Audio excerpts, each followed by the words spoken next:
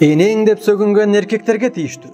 Күндөрдүн биринде пайгамбарыбыз саллаллаху алейхи вассалам сахабалар менен бирге отурганда аларга мындай деп айтты: "Инна мин акбарил кабаири ай ял'ана ар-раджулу валидей."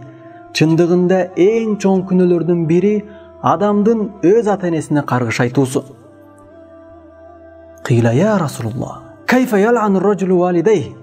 Ошондо сахабалардын бири пайгамбарыбыз саллаллаху алейхи вассаламга: "О Аллахтын элчиси, адам кантип өз ата-энесине каргыш айтат?" деп сураганда ал: "Кала ясуббу ар-раджулу абар-раджул, фаясуббу аба ва ясуббу умма."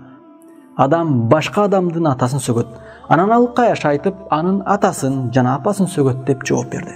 Сахих Бухари. Демек, кайсы бир адам башка бирөө менен урушуп кеткенде, аны энеңди, атаңды деп сөгүнгөнү өз ата-энесине каргыш айтканга жана аларды сөккөнгө барабар болот. Ал сөгүнгөн үчүн күнөө алат. Андан тышкары башкалардын ата-энесин сөккөндүгү үчүн өз ата-энесине каргыш айткандай күнөө алат. Андыктан энеңди, атаңды деп сөгүнүп жатканда кимди сөгүп жатканыңды, кандай күнөө алып жатканыңды абдан ойлонгон бир тууганым. Aqulu qawli hadha wa astaghfirullah li wa lakum. Assalamu alaykum wa rahmatullahi wa barakatuh.